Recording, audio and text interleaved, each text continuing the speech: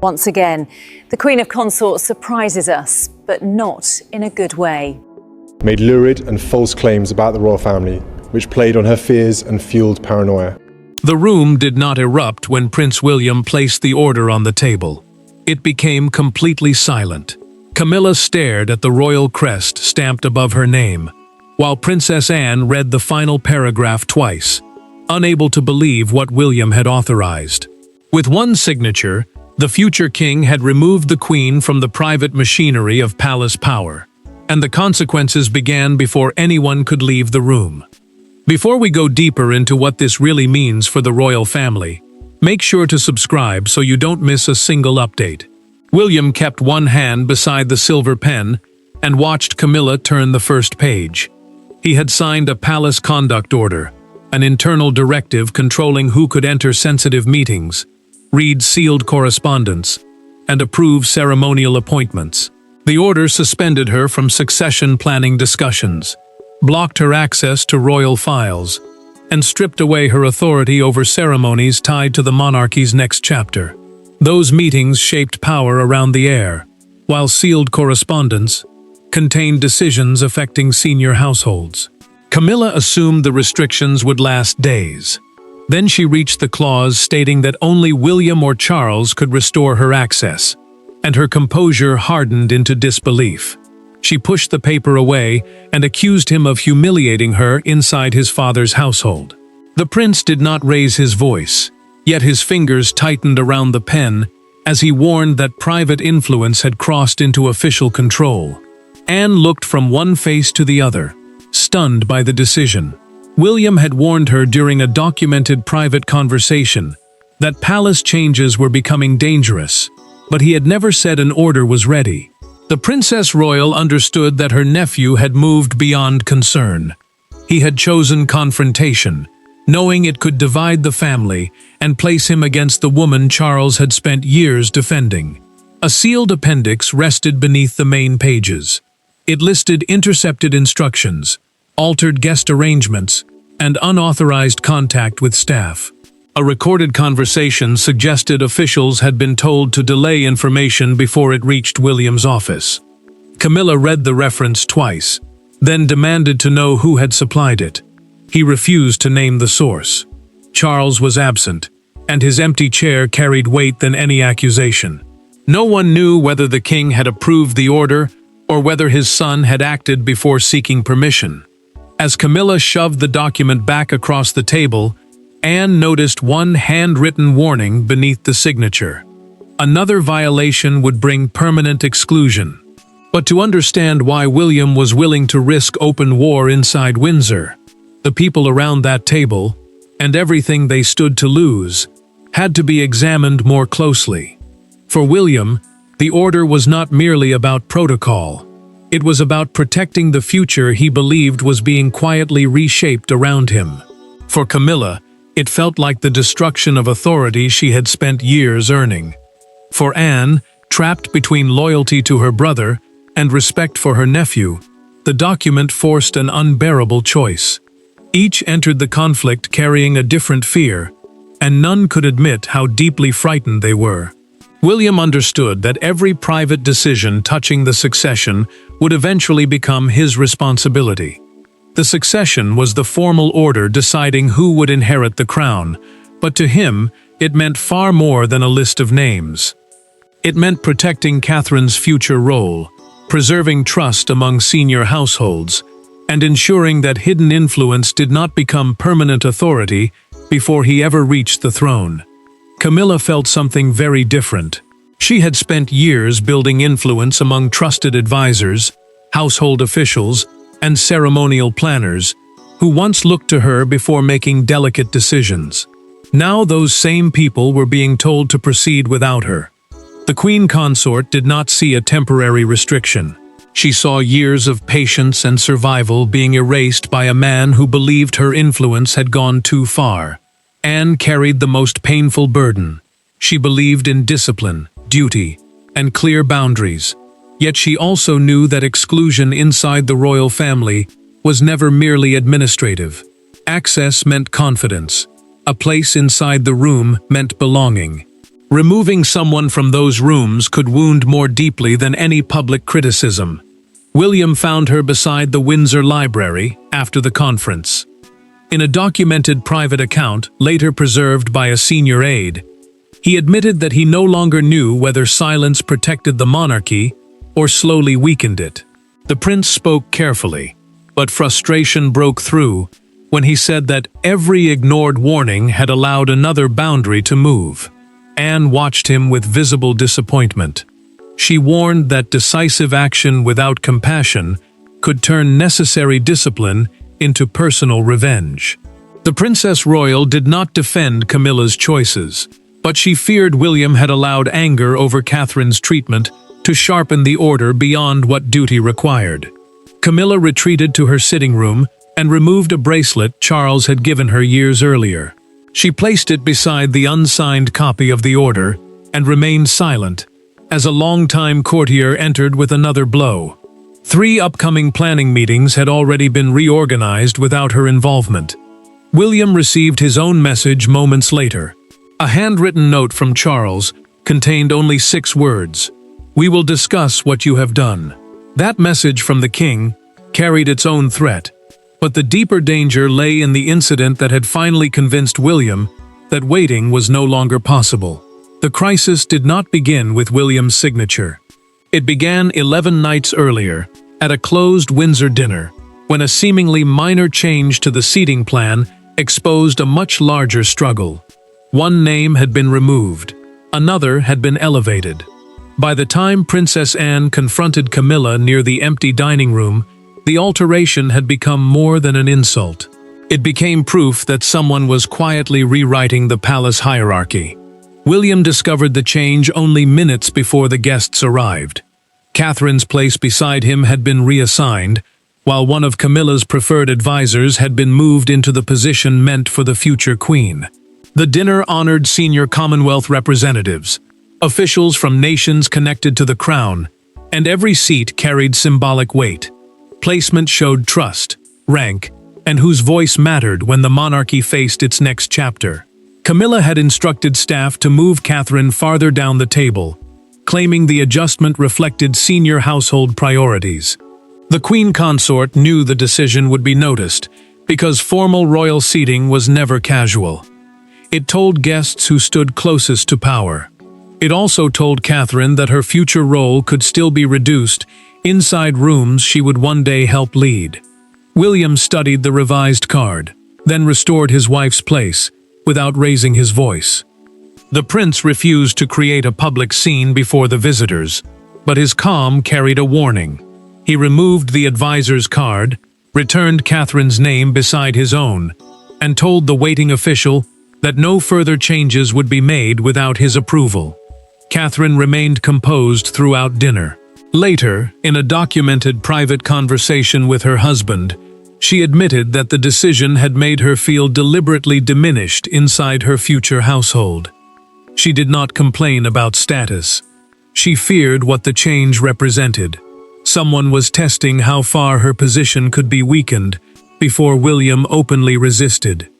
Anne waited until the final guest had gone before confronting Camilla near the dining room. The Princess Royal asked whether the alteration had been an error or a message. Camilla did not retreat. She replied that every position at court carried meaning, and Anne understood at once that the humiliation had been intentional.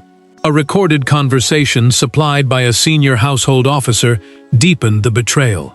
Camilla had instructed staff not to inform William until the last possible moment. Hours later, he received 2 revised ceremonial schedules, reducing Catherine's role while granting new approval powers to the Queen's representatives. William stopped believing another warning would work. Before sunrise, he began drafting the palace conduct order. Yet writing the order was easier than defending it, because Camilla had no intention of accepting his judgment without confronting him face to face. Camilla did not summon William through secretaries. She waited outside his private office and entered the moment the door opened. Anne followed seconds later, sensing that the argument could no longer be contained. What began as a demand for an explanation became a direct challenge to William's authority. his judgment, and his loyalty to Charles. Then Camilla spoke one sentence that changed the confrontation from political disagreement into a deeply personal wound. Camilla carried the order folded tightly in one hand and placed it hard against William's desk. She demanded that he withdraw it before the afternoon briefing, warning that every senior household would soon know the Queen had been deliberately excluded. The briefing was a formal meeting, where senior staff coordinated royal duties and future events, which meant her absence would signal that her influence had been cut away. William refused without hesitation. The prince told her the restrictions concerned conduct, not rank, and would remain until every disputed instruction had been examined. He would not remove her title. He would not challenge her marriage, but he would no longer allow private influence to reshape Catherine's position, control information, or override the authority of the heir. Camilla accused him of turning one humiliating dinner into an excuse for seizing power before becoming king. She claimed he had been waiting for a reason to place his own household above Charles's. Then she struck harder. The Queen Consort said Catherine lacked the experience to understand how authority inside the monarchy truly worked, and had mistaken discomfort for mistreatment. William rose from his chair.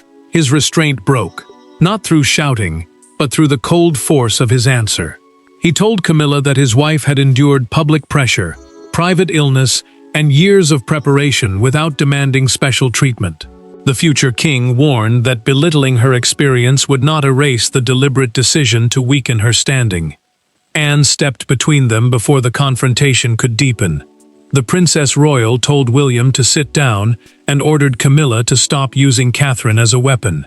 She warned them that the argument had crossed from duty into cruelty, and once those words were spoken inside a family, no palace rule could make them disappear. Camilla then revealed that Charles knew she had been reorganizing palace responsibilities. She refused to say whether the king had approved the altered seating plan or the hidden instructions.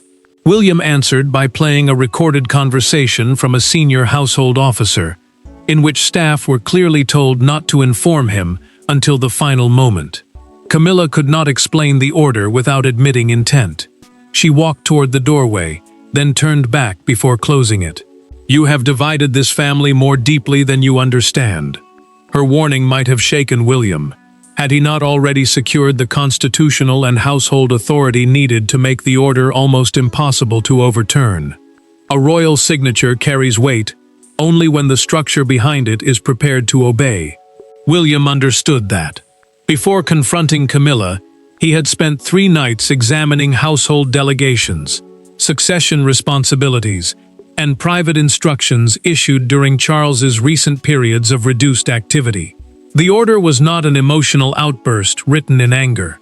It was constructed carefully, and one exhausted palace official knew exactly how close the monarchy had come to losing control of itself. William relied on a standing delegation that gave him oversight of succession planning, future ceremonial preparation, and correspondence affecting his household. A delegation was a formal transfer of limited authority, allowing one royal to act in clearly defined areas without taking the sovereign's full power. That distinction mattered. The prince was not challenging Charles's throne. He was protecting decisions that would shape his own future reign. Sir Matthew Hale read the final draft alone shortly before dawn. The senior private secretary had served the palace through scandals, illnesses, and private disputes, yet this document frightened him more than any public crisis. It was narrowly written. Camilla's title remained untouched, her marriage was never questioned, and her public position survived. But her operational access, the practical ability to influence meetings, files, and appointments, was cut away with precision. William met Hale privately before signing. He asked whether the order was lawful under household rules. The secretary answered that legality was not the danger. Family retaliation was. Charles could withdraw confidence. Camilla could challenge every instruction, and loyal staff might be forced to choose between the king and his heir. Hale feared enforcing the order could end his career, but he feared refusing it could leave the monarchy governed by silence. Anne learned later that 2 constitutional advisors had reviewed the document. Constitutional advisors were specialists who helped ensure royal decisions stayed within established legal and institutional boundaries. The Princess Royal felt her remaining doubt weaken. William had not acted in a moment of rage. He had prepared for resistance.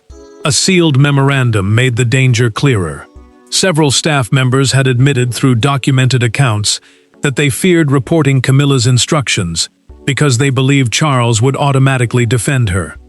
William rejected a recommendation to leak that evidence publicly. The future king insisted the monarchy must correct its failures without deliberately humiliating his father. Hale entered the correspondence registry and removed Camilla's authorization code. The system controlled access to sealed palace files and restricted communications. He paused before confirming the change, knowing one final click would turn William's words into reality. Then her name disappeared. The order now had teeth, and as doors began closing across the palace, Camilla faced the first unmistakable proof that William's decision had changed her daily reality. The first consequence arrived without announcement. Camilla entered a familiar briefing room and found that her folder had been removed from the table. No one challenged her. No one needed to. A courtier quietly explained that the meeting now fell under William's restricted succession schedule. For the first time since becoming queen, Camilla stood inside a royal residence and discovered that a room she once controlled was no longer open to her. Camilla asked for the document cabinet to be unlocked, but a junior courtier refused without written authorization. The ceremonial planning session covered future accession procedures, the formal arrangements that would take effect when a new monarch inherited the crown. Those plans touched William's future reign and Catherine's role beside him, which meant every decision carried lasting consequences. The queen consort understood at once that the order was no longer symbolic. It had entered the daily machinery of palace life. Charles learned of the incident while reading correspondence at Clarence House. The king reached the final page of the briefing note, then placed it down without finishing. He had spent years protecting the fragile peace between his wife and his son. Now that peace had collapsed into a direct struggle over authority, and every hour of silence made him appear either powerless or complicit. Charles telephoned William and demanded a private meeting. The monarch ordered him to suspend the restrictions until they had spoken, but the prince refused. He said lifting the order before reviewing the evidence would tell frightened staff that family pressure mattered more than truth. His voice remained controlled, yet the refusal struck his father as an open challenge. Anne visited Camilla later and found her sitting beside untouched afternoon tea. The Princess Royal expected anger. What she found was humiliation. Camilla admitted she had believed Charles would reverse the order immediately and restore her access before anyone noticed. That confession exposed how completely she had depended on his protection, and how unprepared she was for William to resist it. 2 members of Camilla's personal office requested reassignment after being questioned about altered ceremonial schedules. She read both requests in silence, then asked Anne whether loyalty inside the palace existed only while power remained secure. The queen consort felt abandoned by staff she had trusted, but Anne warned that fear had kept those same people silent for too long. William received a separate confirmation before evening. No unauthorized changes had occurred since the order took effect. The future king felt no triumph, only grim certainty that intervention had been necessary. Still, locked cabinets and cancelled meetings could not settle the conflict. It now required one unguarded conversation, in which family loyalty mattered more than palace authority. Anne asked William to meet her without aides, papers, or advisors. They sat opposite each other in a small Windsor drawing room where neither rank nor procedure could shield them. She did not ask whether the order was legal. She asked whether he had signed it to protect the monarchy, or to punish Camilla for hurting Catherine. William's answer came slowly, and what he admitted finally allowed Anne to understand the burden beneath his anger. Anne told him that correct decisions could still be made for the wrong reasons.